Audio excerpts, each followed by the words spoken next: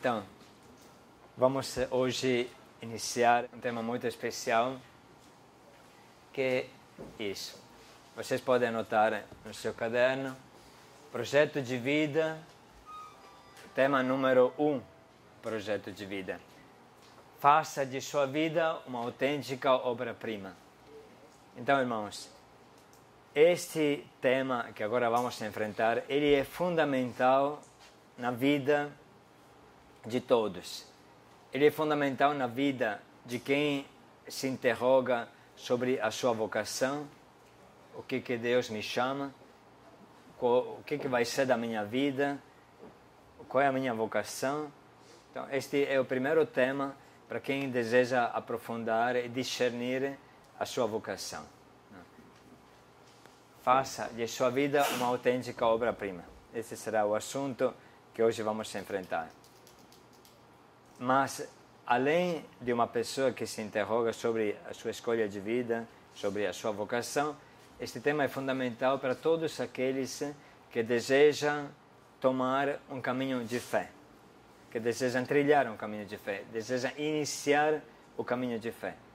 Mesmo que ainda não é o momento de se interrogar sobre o que será da minha vida, o que não será, mas eu desejo caminhar com Jesus. Então, este é um tema fundamentalíssimo. E esta palavra, esta frase, faça de sua vida uma autêntica obra-prima, é uma frase de João Paulo II. Eu acredito que quanto mais uma pessoa é nova, tanto mais ela entende esta frase. Para mim ficou muito marcada esta frase, porque a primeira vez que eu escutei ela foi quando eu tinha 18 anos, e foi com o Papa João Paulo II, quando veio visitar a ilha, uma ilha da Itália que se chama Sardenha, onde eu estava vivendo, trabalhando, e lá tinha uma multidão de jovens, inclusive era o dobro do que o povo que organizava estava esperando. Tinha chuva, estourou o som, tudo que não dá certo aconteceu. Aí, de repente, quando o Papa João Paulo II pegou o microfone, que parecia que não funcionasse, gritou com toda a força: jovem, faça de sua vida uma autêntica obra-prima. Esta frase ficou marcada. Eu uso esta frase sempre quando a gente para e pensa, reflete, porque acho que cada um de nós, no fundo, deseja isso. Eu não nasci à toa. Eu não nasci para ser julgado. Eu não sou descartável. A minha vida é importante. Eu acho que cada um de nós, ele tem, pelo menos no fundo do seu coração, tem amor para a sua vida. E mesmo que assim, o tempo, o sofrimento da vida tenha feito a gente mudar muito, porém, no fundo, cada um de nós tem o desejo de fazer uma coisa bonita. Se vive uma só vez, entende? Então, não há um rascunho e uma cópia bonita. Hein? Esta vida eu estou vivendo de rascunho e a outra eu vou viver bem. Não. Há uma só vida. Se morre uma só vez, fala a Sagrada Escritura. Então, é esta a chance que você tem. E atrás não se volte. Ou é agora, ou é nunca mais. Então, nós vamos refletir hoje sobre o que significa levar a sério a nossa vida. Fazer da nossa vida realmente uma obra-prima de Deus. Repito que no decorrer destes slides, vocês podem pelo menos anotar o que está escrito nesses slides e se consegue também anotar o que eu falo, que depois pode retomar. Assim.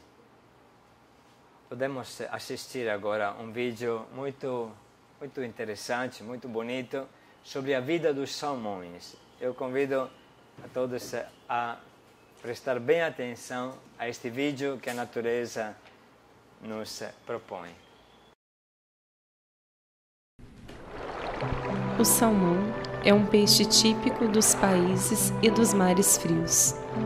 Ele se divide em duas grandes famílias: o salmão atlântico e o salmão pacífico, mas todos têm o mesmo destino. Nascem na nascente dos rios de água doce. Migram para o mar, onde passam a maior parte de sua vida e depois voltam, impulsionados por um irrefreável instinto para a nascente do rio onde nasceram, a fim de desovar e se reproduzir, percorrendo assim milhares de quilômetros. Para se reproduzir, procura as águas doces e cristalinas do rio.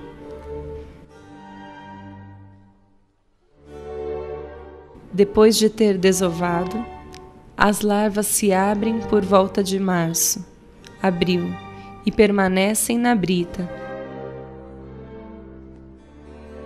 até a completa consumação da película que os envolve.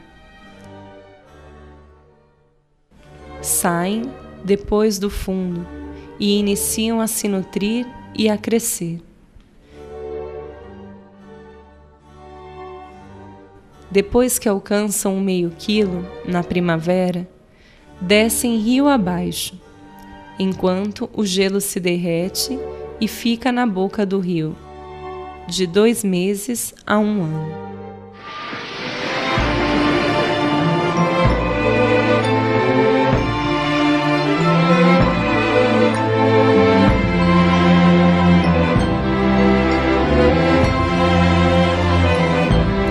Seu nome significa aquele que sobe saltando. Na verdade, o salmão sobe mesmo, com grandes saltos, rio acima, por quilômetros, até alcançar a nascente onde nasceu. Muitos morrem nesta longa viagem. Somente os mais fortes resistem mesmo, mas não conseguem fazer estas viagens mais que 2 ou 3 em toda a sua vida. O salmão atlântico vive de 2 a 7 anos. Depois de ter crescido suficientemente, na boca do rio, se afasta do litoral e vai mar adentro. Depois de ter vivido alguns anos no mar, 5 para os machos e 7 para as fêmeas, volta para o mesmo rio de que nasceu, até alcançar exatamente e misteriosamente o mesmo lugar onde nasceu. Subindo o rio acima, os salmões lutam com braveza contra a correnteza por todo o curso do rio, dando pulos até de 3 metros. Alcançada a nascente onde nasceram, inicia a reprodução, geralmente em águas baixas com brita no fundo. A fêmea escolhe o macho com o qual se reproduzirá. O casal permanece perto dos ovos, defendendo-os até a morte, normalmente, que acontece 25 dias depois da deposição dos ovos. Somente os mais fortes repetem a viagem mais vezes.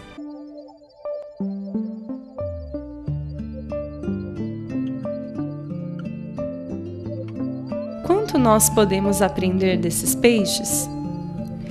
É necessário construir a própria vida minuto por minuto, dia por dia, como verdadeiros salmões, que sabem nadar rio acima. Esses peixes lutam com bravura contra a correnteza, não se deixam levar, mas eles vencem e sobem rio acima. É impressionante e misterioso como o salmão reconhece a torrente onde foi gerado, quase por instinto. Ele é um belo exemplo de como nós reconhecemos e procuramos Deus na nossa vida, quase que por instinto, porque foi nele que nascemos. É maravilhoso também ver esse exemplo da natureza. O salmão além de subir rio acima, com muita luta, consegue dar pulos de alguns metros para ultrapassar as cataratas que estão no meio.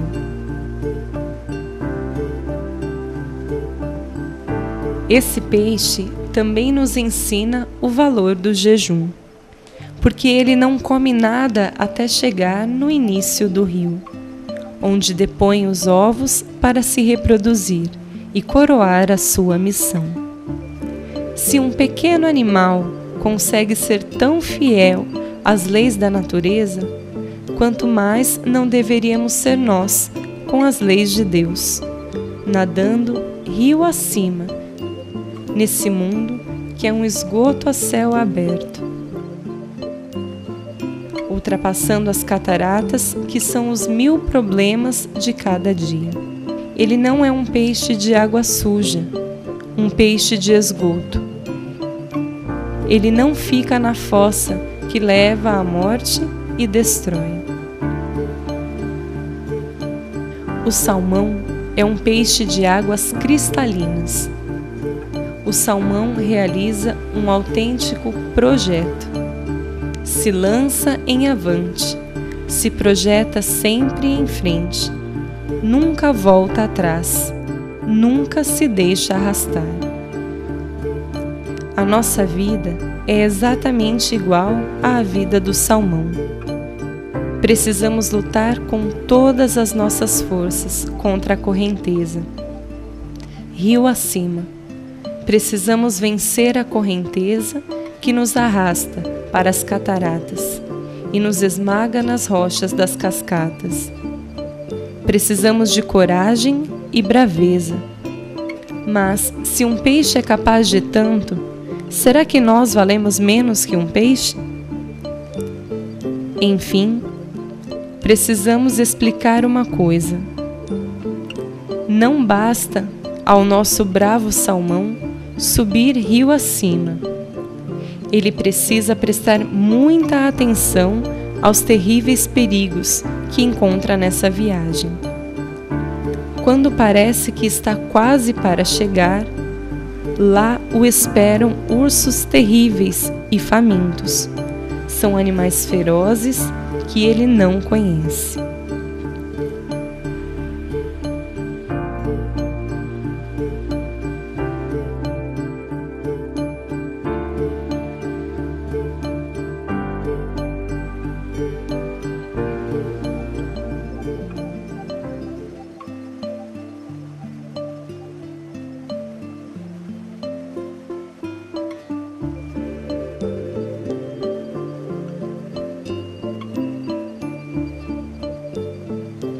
Não basta ele pular, precisa não pular em lugar errado, precisa não pular dentro da boca do urso, porque lá está a nossa morte.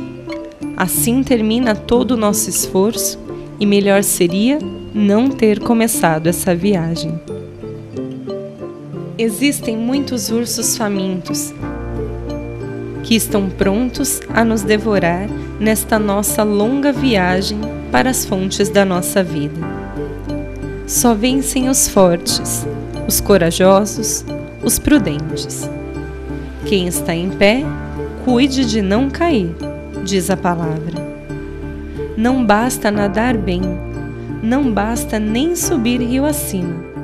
Precisa vigiar continuamente para evitar as ciladas da vida. Essas ciladas podem vir até do céu. Não basta a correnteza sempre contrária.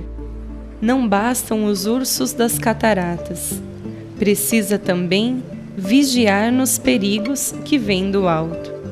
Quem fica muito na superfície se torna fácil presa das ferozes águias.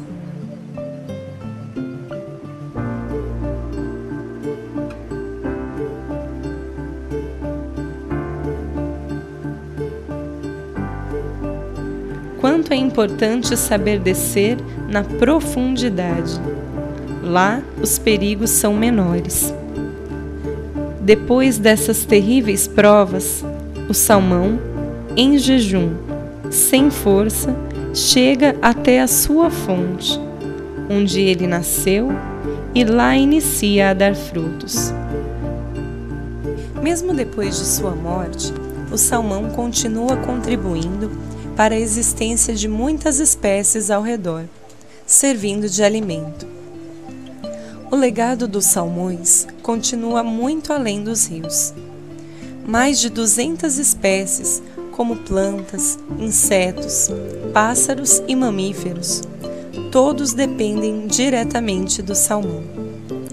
Há, porém, a última ação no legado do salmão. O peixe é uma ligação única entre o oceano e a floresta.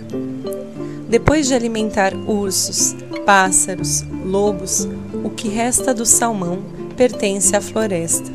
Nitrogênio, carbono, fósforo, que foi obtido no oceano, agora são lançados destes corpos em decomposição, provendo nutrientes para inúmeras espécies de árvores na região.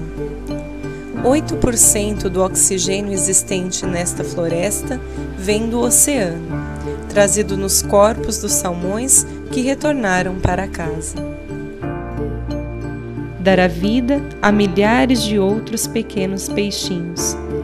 Sua missão está cumprida. Ele morre, mas nós ressurgimos para o céu.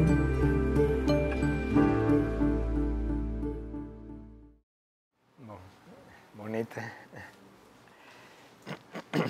Este vídeo que preparamos sobre o salmão, ele explica bem um milagre da natureza. Não é fácil encontrar um peixe, um animal que faça isso, que o salmão faz misteriosamente. Os salmões nos ensinam a viver. Eles mostram o que é um projeto de vida, se projetar em frente sem cansar, sem cansar. O que é um projeto de vida? A palavra projeto é feita de duas partes. Projeto. Acho que até ouvindo somente a palavra dá para entender. Pro significa em avante. E jeto é se lançar. Até o jeto de água é uma coisa que todo mundo entende. Então, o projeto é se lançar em avante. É se projetar para o futuro. Se você tem um projeto, então você sabe qual é o rumo da tua vida.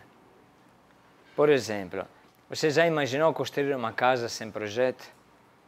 Você fala, olha, esta janela é muito bonita, eu vou colocar, né? Coloca 2 estacas embaixo e faz a janela, mas cadê a parede?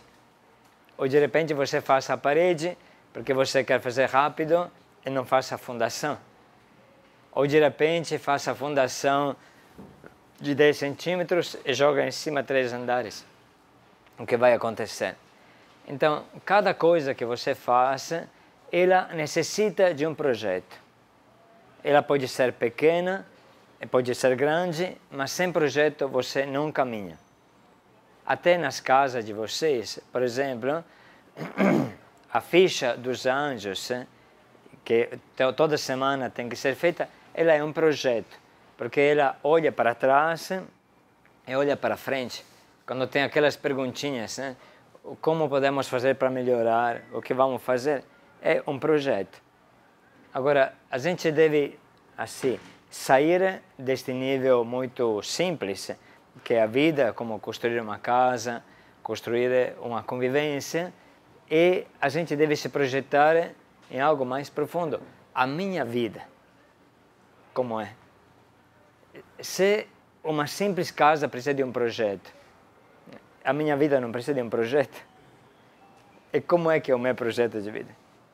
Eu vivo a Deus dará ou eu procuro algo que vale a pena, que me direcione, entende? Porque o salmão, por exemplo, ele não sobe qualquer torrente. Ele sabe reconhecer exatamente a torrente de onde veio, o rio de onde veio, e vai alcançar a nascente de onde veio. É misterioso até hoje saber como ele faz isso. Alguns dizem que ele reconhece pelo olfato, pelo sentido do olfato. Mas são 7 anos que ele passou no oceano, entende? E deu a volta do oceano e ele sabe reconhecer. É um projeto de vida, é feito de sensações e de vontade. Ele sabe que deve chegar lá e ele gasta toda a sua força, até nem come durante toda esta viagem. Podemos passar. Os salmões nos ensinam a vencer as tentações e os perigos da vida. Atenção, meus irmãos, que o primeiro passo que acabei de explicar, o primeiro passo que é se decidir a fazer um projeto na nossa vida, se decidir a caminhar rumo a uma determinada direção, o primeiro passo não é o único. Nesta grande luta para sair do esgoto e chegar aonde Deus quer, ela está cheia de perigos. Como é que o salmão imaginaria que há um urso esperando ele? Aí você pode imaginar na tua vida, por exemplo, você saiu da rua, você saiu da Cracolândia, você saiu de uma vida insossa, de uma vida louca, de repente não seja a Cracolândia, seja uma outra coisa, entende? Você deu o primeiro pulo, você começou. Não se iluda que tudo acabou, entende? Lá no percurso, quando menos você espera, no momento que menos você espera, talvez quando você está chegando perto da tua nascente, de repente lá tem um urso perigoso, maldito, que pode te devorar. Precisa prestar bem atenção. E nós temos exemplos ao nosso redor de pessoas que até caminharam bem por 6, 7 anos. E de repente encontraram o urso da vida delas. E de repente se enfiaram exatamente na boca do urso. Por quê? Porque precisa vigiar. Vigiar. Não foi esta a última palavra de Jesus? Se você olha no Evangelho pouco antes da paixão, vigiai e orai, porque não sabeis. Vigiai e orai para não cair em tentação. E assim, nunca a gente pode relaxar. Sempre há perigos e sempre se pede um grande alerta para todos nós. A história dos salmões nos ensina a buscar na profundidade. Eu estou assim dando alguns toques para a gente olhar. Gostaria que anotassem cada um no seu caderno, porque são coisas importantes estas.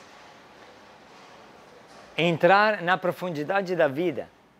Se você fica na superfície, logo vem uma águia, vem um outro pássaro, uma outra ave rapaz e te pega com as suas garras e já era, entende? Quem é que pode soltar das garras desta águia? Não tem ninguém. Aí já era. Você fez tanta fadiga, mas você ficou na superficialidade, na superfície das coisas, aí você encontra a morte.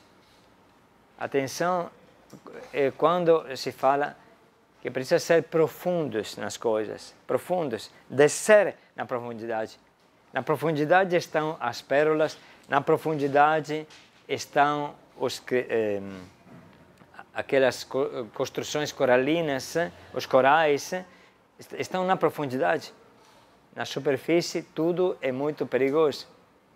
Aí claramente você pode se perguntar na minha vida, o que é ficar na superfície? Por exemplo, eu vou na capela e vou orar. Mas será que eu vou alcançar a profundidade? Outra coisa, outro aspecto que gostaria muito que vocês entendessem e passassem para todos. Esta é uma coisa muito que me dói muito e que preciso muito falar para vocês. Quando celebramos a missa ou fazemos uma celebração, na parte primeira da missa, eu falo a frase, agora paramos e refletimos sobre os nossos pecados, em silêncio. Aí quem vem de um verso evangélico ou assim, de outro lugar, ele começa, eu te peço perdão, Senhor, eu te peço perdão porque fez isso, eu te peço perdão porque te perdão, isso é muito bom. Aí se você fala, nunca pensa. Porque para entrar na profundidade você tem que fechar a tua boca e deixar falar o teu coração. Fechar a boca significa fazer falar o cérebro. Entende? E se você se cala e pensa com calma, depois de um pouco vai cair a ficha. Depois de um pouco você vai se lembrar o que você fez. Mas se você está angustiado em falar, é problema, né? Até quando a gente faz a oração entre nós, uma oração assim, de louvor, pode ser bom ter um momento de oração. Vamos louvar juntos. Obrigado, Senhor, por este dia. Obrigado pela vida. Obrigado. Isso é bom. Porém, se toda a oração é sempre assim, aí cadê a profundidade? A profundidade da oração está no silêncio, não está na fala. Até, por exemplo, rezar Ave Maria. Atenção, porque pode ser algo que não te ajuda. Eu sempre costumo dizer que até o PCC reza. No tempo que Tatuapé era uma FEBEM, aqui, para quem se lembra, antes que fosse parque, eu escutava por volta de meio-dia ou até de manhã, sempre eu estava no barraco, Ave Maria, cheia de graça, o Senhor é convosco, bendita. Gritos, era muito mais rápido. Pai nosso que está no céu, santificado seja o vosso nome. Aí depois, quando eu visitava lá, eu via o pessoal perto da parede, se dando a mão, Pai Nosso. E aí de quem não rezava. Será que a oração, o Pai Nosso do PCC é oração? Acho que vocês podem entender sozinhos. Então, qualquer coisa você faça, você deve descer na profundidade para alcançar o sentido da vida. Você vai na capela, por exemplo, não fica descarregando o teu balde em cima do sacrário. Ou talvez, se isso for difícil, por 10 minutos descarrega o teu coração, porque tanto não tem como não descarregar. Mas depois, pelo menos, se passa um pouco de tempo escutando a Jesus, não somente você falando, é descer na profundidade. E assim você pode falar mil coisas. Por exemplo, vamos pegar aqui o Gilmar, agora que está coordenando esta casa, com os seus coordenadores, que são 4 coordenadores. Se ele fizer o diálogo espelho superficialmente, o que vai adiantar? Por exemplo, de manhã encontra um coordenador, aí ele coloca a pasta dentária, não, fala, tudo bem, meu amigo, nossa, que bom, vamos lá. Então, como é que foi o dia de ontem? Foi tudo bem? Joia, muito bem, vamos lá, Deus é mais, aleluia. Você acha que este coordenador vai aguentar, entende? Precisa que Gilmar pegue o coordenador, fale para alguém que está aqui, cuida da casa que eu vou conversar 1 hora.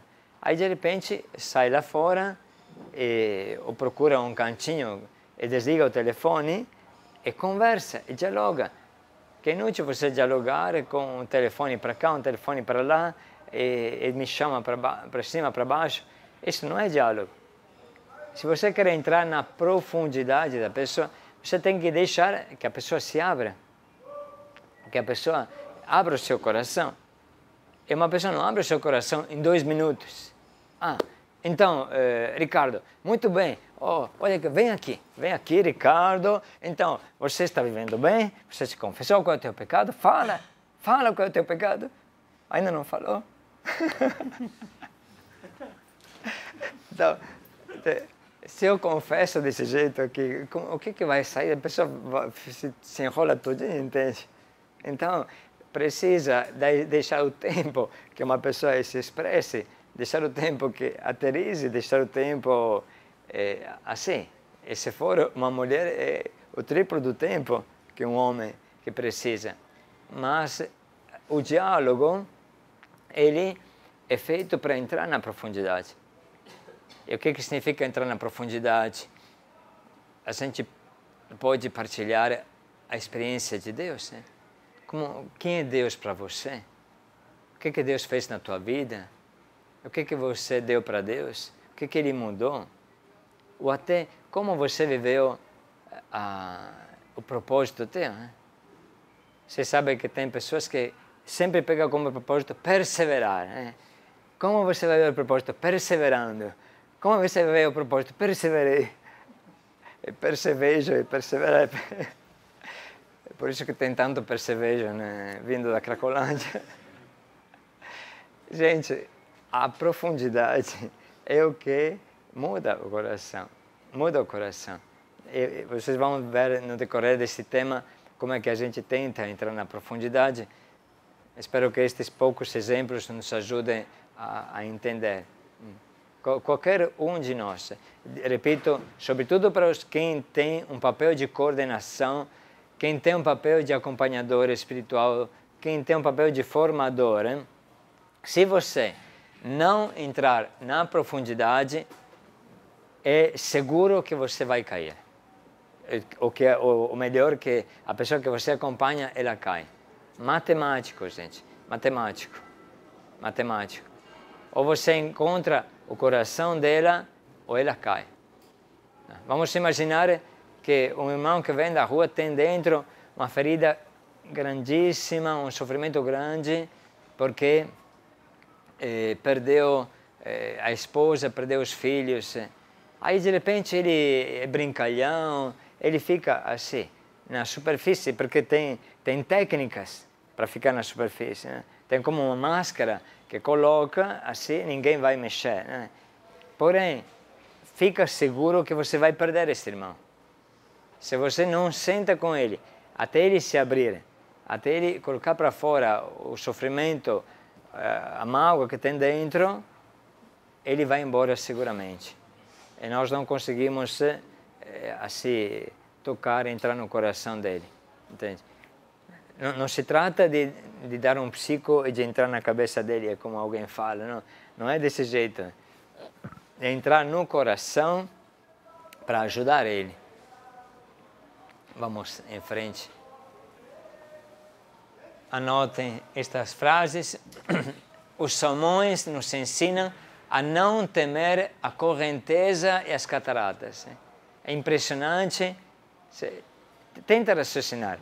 O salmão é um peixe que, acho que vai ser 1/2 metro este peixe. Pode alcançar 1/2 metro. Mas mesmo que seja 1 metro, ok? E ele dá pulo de 3 metros. Agora, se você deixa um pulo igual a ele, para cima, entende? Você que é alto, quase 2 metros, é como dar um pulo de 6 metros. Ou de 5 metros, entende? Qual é o homem que, ficando parado assim, ele consegue dar um pulo de 5 metros. É como pular no 3º andar. Não do 3º andar para baixo, mas do baixo para o 3º andar. Dá para entender a força desse peixe. E ele não tem medo de cataratas. Não tem medo de cascatas. É importante isso na vida espiritual, porque não adianta, irmãos, não adianta pensar que a nossa vida espiritual é rio abaixo. Hein? Isso não existe. Rio abaixo era antes, que te levou no esgoto. Agora é rio acima. Agora é luta. Hein? Sim. Vamos assumir a nossa vida e não nos entregar. Você pode escolher. Você pode escolher, entende? Você não é um peixe de esgoto. Você tem a força do salmão. Olha este peixe na frente desta cachoeira, desta cascata, entende? Imagina quanto ele é grande e quanto é grande o pedaço que ele deve passar é 4 vezes ele. Imagina a luta que ele faz, entende? Ele quer e ele consegue. Aí também você pode, entende? Na vida espiritual é assim. Você está em condições de vencer. Você não é feito para ser arrastado para o esgoto. Se você quiser, você pode caminhar. Só que não é fácil. É uma escolha de vida. O homem é livre. É livre para o bem. Deus criou você livre. Deus te deu permitiu que você vivesse nos perigos, mas te deu também a força de vencer os perigos.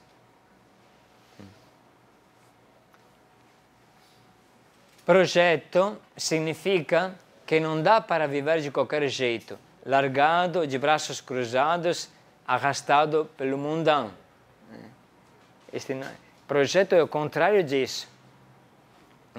Viver de qualquer jeito, largado, de braços cruzados, arrastado pelo mundão, deixando-se levar pela vida.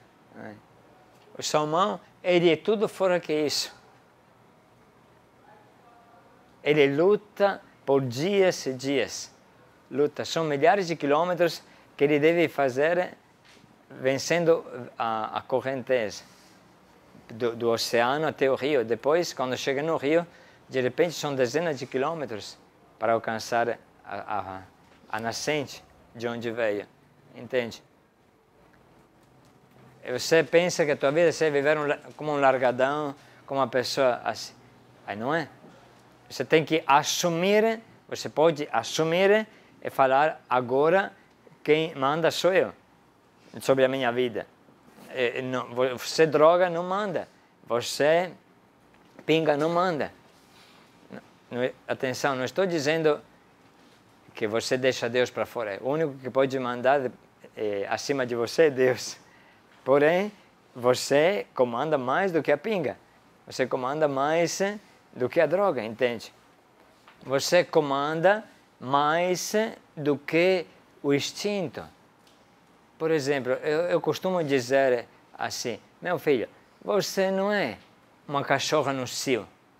Você pode vencer os teus instintos. Você não deve ir atrás porque você não consegue fazer nada. Você não é uma mula sem cabeça. Você tem uma cabeça. Você sabe para onde ir. Você pode escolher. Você não é obrigado a ir para o buraco. Cada um de nós, ele está livre, realmente livre. E tanto que as nossas casas são casas em que se educa a pessoa à liberdade. A liberdade da droga, a liberdade do cigarro, a liberdade de tudo. Para você ser livre, precisa você se tornar escravo de Deus. A gente sabe disso, porque se você não pega Deus como a pessoa que te guia, então não vai dar em nada. Porém, nas nossas casas, você aprende a ficar livre das drogas, livre do cigarro, livre de tudo que qualquer estupidez e besteira do mundo. Podemos passar.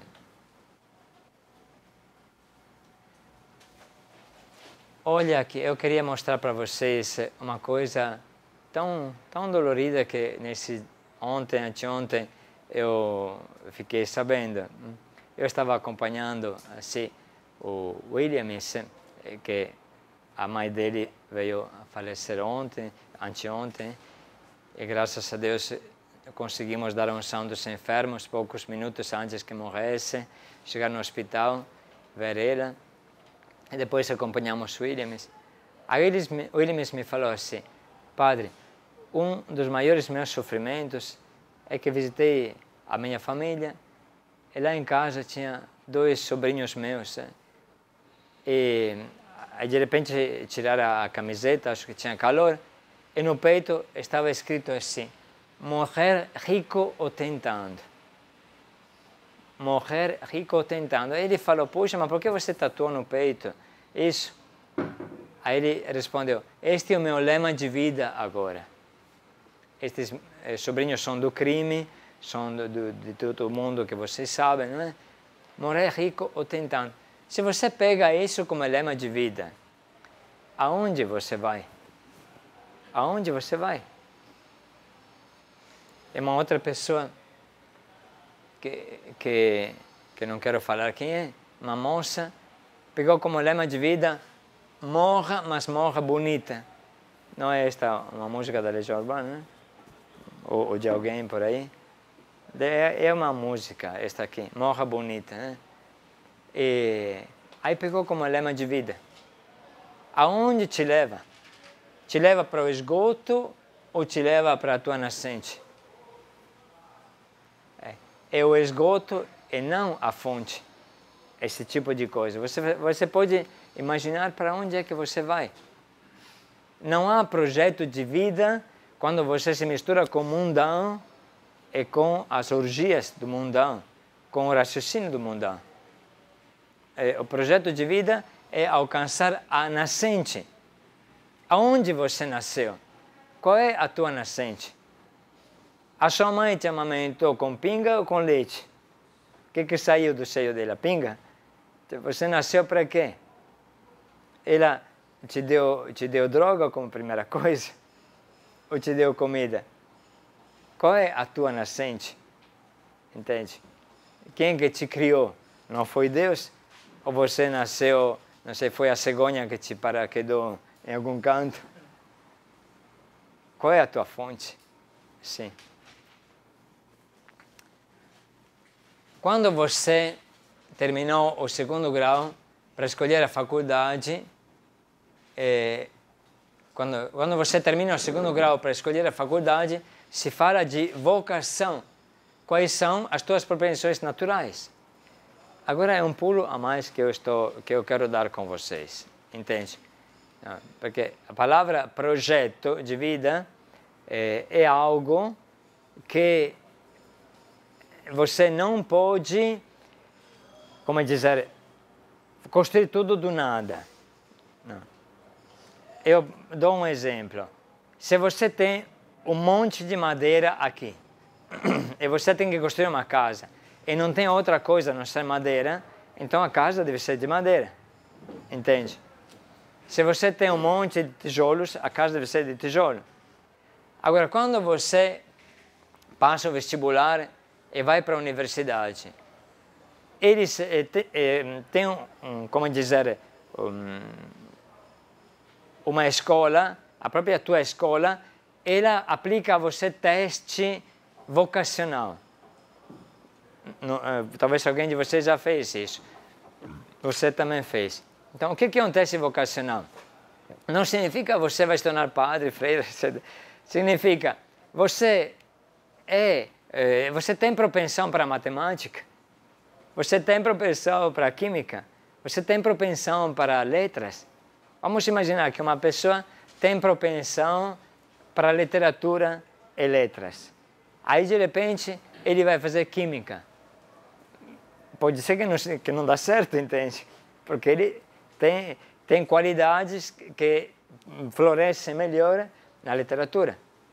Do outro lado, ele tem uma propensão forte para a matemática, e a química e as ciências. E de repente você pega esta pessoa e coloca esta pessoa a estudar filosofia. Aí não bate. E pode ser que ele não rende. Por quê? Porque não descobriu quais são as qualidades interiores. Então, neste campo escolar, acho que todo mundo entende isso. Entende como é que eu devo respeitar as propensões.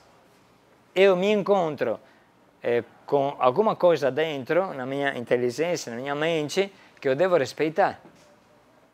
Até vocês, por exemplo, nas casas de vocês, você vê que tem uma pessoa que se dá bem na cozinha e, de repente, você coloca ela na horta e não dá certo.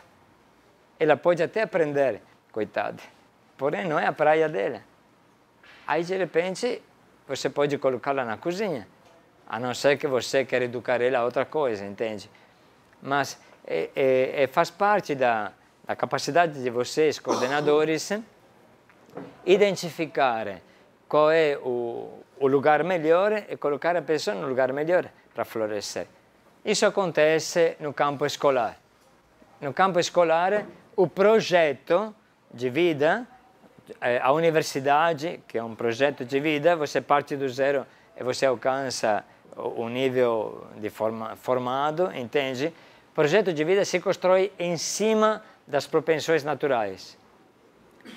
Agora, a nível espiritual, é a mesma coisa. É a mesma coisa.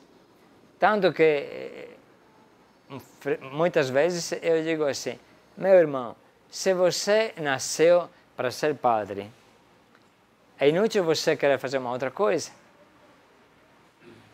Você pode, porque livre todo mundo é. Mas você será bem feliz e bem desengonçado, porque você nasceu para ser padre, entende? Você nasceu para casar. É inútil se dar uma de padre e querer vigiar o mundo e abandonar a tua família, porque você tem a tua vocação.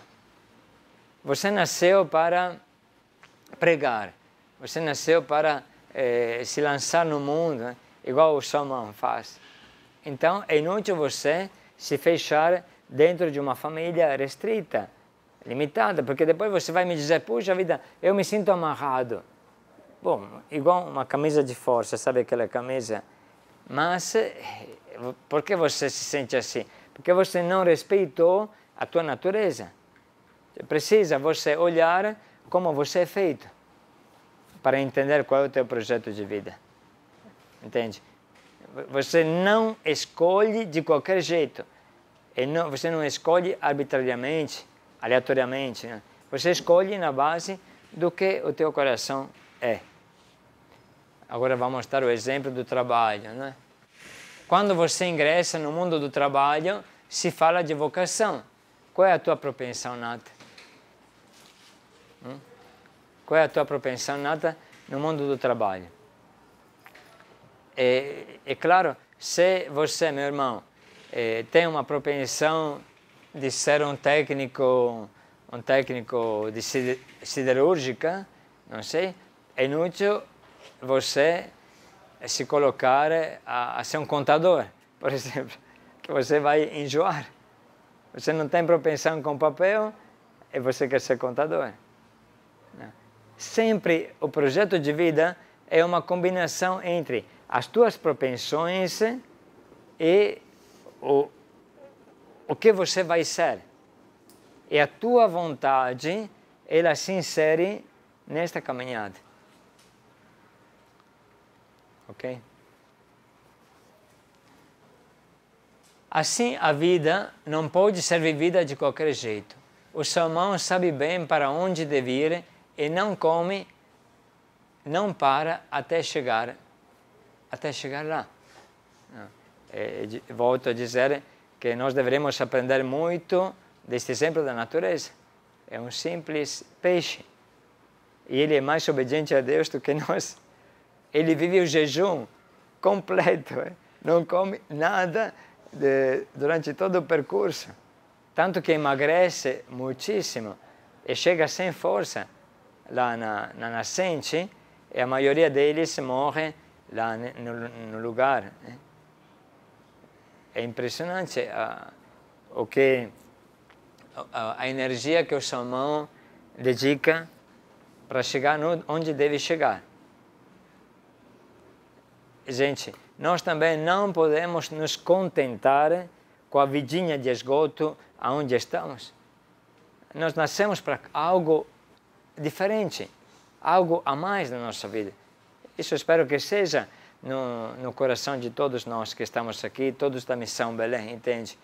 Qual é o algo a mais pelo qual eu nasci? Qual é o algo a mais pelo qual Deus me criou? Algo a mais que me satisfaz, que me preenche totalmente. Sim. Se isso é verdade no âmbito humano e da natureza, ainda mais no âmbito espiritual, qual é o meu projeto? Eu fui criada para quê? Eu fui criado para quê? Será que eu encontro o tempo como este jovem que está aqui para ficar sozinho e meditar? Será que eu encontro o tempo para fazer isso? Atenção, irmãos. Uma coisa que eu não gosto mesmo é ver a cada minuto livre uma pessoa colocar o fone no ouvido e o som no celular. Se você olha lá fora, no ônibus, no trem, no metrô, todas as pessoas têm o fone e têm o celular, e nenhuma conversa com a outra. Né? Mas por que isso? Parece quase que você tem a paranoia, a angústia, o medo de ficar sozinho. Aí você tem que se colocar a música. Mas se você tem medo de ficar sozinho com você mesmo, meu filho, é complicado, né? Se você precisa de música continuamente, então você nunca consegue pensar. E o projeto de vida só se descobre pensando, refletindo, escutando a Deus. Então, pelo menos vocês que estão aqui, e assim, se vocês pudessem ajudar os outros da Missão Belém, diga isso, meu filho, estamos num retiro, num encontro, podemos conversar entre nós, por que você se coloca esta coisa no ouvido? A gente não dá nem para falar, não dá nem para conversar. Você tem medo de conversar? Você tem medo de quê? Precisamos, irmãos, precisamos encontrar momentos de deserto, momentos de calma, momentos para refletir. Que é no deserto que se constrói a personalidade. É no deserto que se constrói a personalidade. É no deserto que se constrói a missão. Por exemplo, Jesus, antes de começar a sua missão pública de 3 anos, que foi uma enxurrada que arrebentou tudo, antes de começar esta missão, ele se retirou no deserto, adentro, 40 dias, convivendo com as feras, os animais selvagens, rezando e não comendo nada igual Salomão, por 40 dias, orando em contato com Deus. Agora eu não digo para você ficar 40 dias, mas será que você já ficou 4 horas na tua vida em silêncio? Será que você dedicou 4 horas da tua vida para ficar na capela? Entende? Então, não fica assim iludindo. Se você não fizer esta experiência de deserto, nada de bom você vai construir na vida. Nada de bom. E a interiorização, entende, irmão? Para você interiorizar, precisa do silêncio. Não tem como. Uma água que se move assim, ela levanta muito lodo e fica sempre fosca a água. Se você quer que tudo pare, que tudo se decante, então tem que ter silêncio. Tem que ter silêncio. E atenção que não é coisa de 10 minutos. Vou na capela, me derramo diante de Jesus, 5 minutos vou embora. Não é assim, né? 3, 4 horas. Se quiser, você pode encontrar.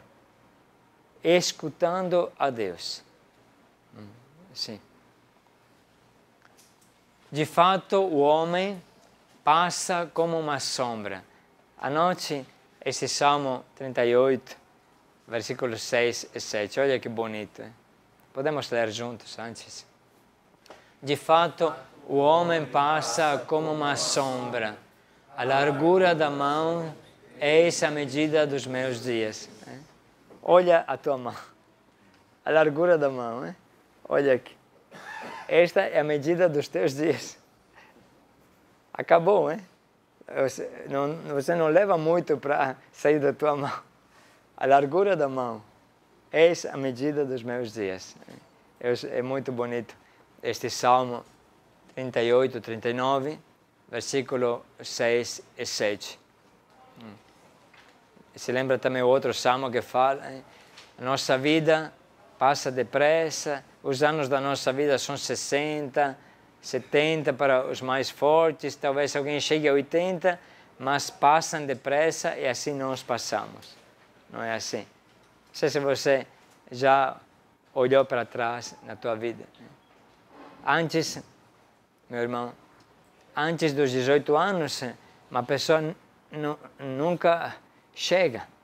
Tem a sensação que nunca chega a 18 anos. Que 18 anos é de maior, pode pegar a carta de motorista, pode pegar tudo, não é? É autonomia.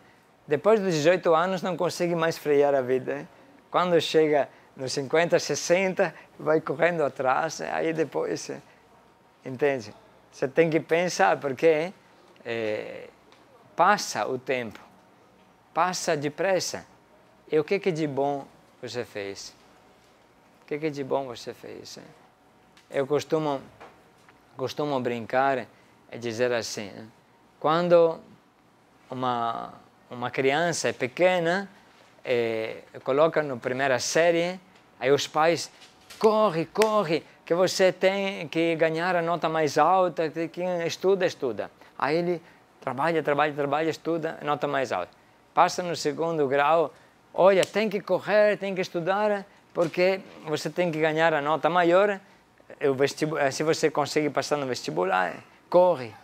Aí passa o vestibular, tem que correr para a faculdade, para poder conseguir na faculdade. E depois tem que correr para a pós-graduação. E depois tem que correr para o trabalho. E depois chega a 40 anos que já se estabilizou, aí você só sabe correr e continua correndo. E com 42, 43 anos chega um infarto, aí você vai parar. E você vai fazer o quê? Aí você fala, mas para onde eu corri? O que eu fiz da minha vida? Agora, talvez você tenha uma história diferente. Porém, você pode se perguntar, tem sentido o que eu fiz? Pode passar. É indispensável entender para que fomos criados antes que seja tarde demais. É indispensável entender para que fomos criados antes que seja tarde demais.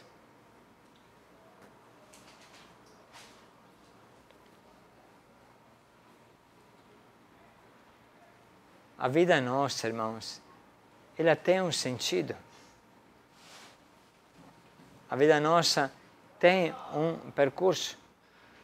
Quando Deus pronunciou a tua palavra, Jumar, Ele quis Jumar. Ele não quis Gilson, Ele não quis Ricardo, Ele não quis Tiago, quis Jumar. Deus fala, seja a luz, e a luz foi. Seja Jumar, e Jumar foi. Aí, a luz tem um sentido, tem uma tarefa. Qual é a vocação, o sentido do Jumar? Entende? E Jumar não deve pensar, eu não presto, não valho nada. Como gostaria de ser Ricardo, porque ele tem óculos, você também tem. Mas eu gostaria de ser alguém outro, não é? Mas não tem sentido. Se Deus falou Jumar, vai ser Jumar. Entende? Deus falou Tiago, e vai ser Tiago. É importante descobrir e ser felizes do que Deus falou. Fabrício, aí vai ser Fabrício. Entende? Mas eu gostaria de ser Márcio, eu gostaria de ser... Não sei, acho que não, porque Márcio é mais velho do que você. Mas, entende, cada um tem sentido. Eu tenho sentido. Deus, Ele pronunciou você, pronunciou a tua palavra, a tua personalidade, te criou. Porque se Ele não tivesse te criado, você não estaria aqui. Entende? Charles. E falou Charles com tudo o que Charles é. E aí vai. Aí eu devo caminhar no meu nome, João Pedro. Este é o meu nome. Eu não sou uma outra pessoa. Então, eu devo descobrir a minha natureza, que faz parte da criação, não de um egoísmo, entende? Não fui eu que me criei. Foi Deus que me criou. Então, o projeto, ele serve para entender como é que Deus me criou. Para alcançar a meta de que Deus sonha comigo. Dá para entender um pouquinho, gente? Sim. Vamos. Você tem as mesmas chances de São Francisco, de Santa Clara, Edith Stein, Rosa de Lima. Quero dizer, entende, irmão? Olha São Francisco, olha Edith Stein, olha Santa Clara de Assis, olha Santa Rosa de Lima. Deus é pai, não é padrasto. Ele não é ruim. Você não pode pensar, Deus, a São Francisco deu tantos dons, por isso que ele é santo. Para mim não deu nada. Então, aí eu devo me virar. Aonde se viu um pai que dá mais para um filho e menos para o outro, entende? Uma mãe que dá mais para um filho e menos para o outro. Então, tenha consciência que você tem as mesmas chances de se tornar santo de São Francisco. Você tem as mesmas chances que Edith Stein, para quem conhece ela. Ou, de repente, Santa Clara de Assis. Santa Clara aqui está com o ostensório e está mostrando o ostensório aos piratas saracenos que estavam invadindo o mosteiro. Ela é só um grupo de mulheres, imagina, um grupo de mulheres com estes piratas saracenos. Aí ela saiu com o ostensório e mostrou o ostensório, a Eucaristia. Aí os piratas se assustaram tanto que na hora fugiram todos. E foi salvo o mosteiro dela e a cidade de Assis também, que estava atrás. Então, atenção, meu irmão. Se você não se tornar santo, é porque você não quer. Não é culpa de Deus que não te deu os dons. Entende, Maico? Fala, eu já passei por, quanto, 70 casas? 60 aí? 62 casas. Aí, então, não tem mais jeito. Bom, você que fala, né? Deus não te criou à toa. Ah, mas eu sou duro, não sei como é que você é, não? Sou decidido, sou determinado, etc. Deus te fez, Michael, e te fez, não vai falar que Deus fez uma coisa ruim, espero, né? Deus faz uma coisa bonita. Aí você pode caminhar, entende? Michael tem as mesmas chances de São Francisco. Que onde se viu? Eu não sou assim, não. Você é assim, sim. Se não, atenção, se você não entender isso, você trata Deus de injusto. De injusto. Não é que São Francisco deu tudo, a mim não deu nada. Não é assim. É só você querer. Você tem dentro de você as mesmas chances dos santos. Talvez que você, como dizer, tenha uma vocação que não aparece muito. Tipo, Santa Teresa do Menino Jesus, ela veio num convento, ela não é que fez aquele estrondo, aquele barulho, entende? Viveu no convento, mas ela se tornou santa, igual a São Francisco.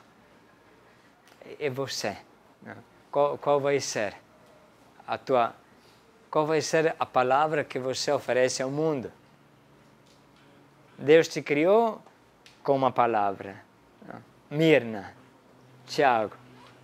Aí Ele espera que você pronuncie a tua palavra para o mundo. São Francisco gritou pobreza, santa pobreza. Entende? E a palavra que você vai gritar ao mundo vai ser o quê? Que o mundo espera. Que é o teu grito. O mundo espera a tua ação. Sim. E aqui, se quiser anotar, este é um provérbio grego. Tudo se vai igual um rio. Tudo se vai igual um rio. Tudo se vai embora igual um rio.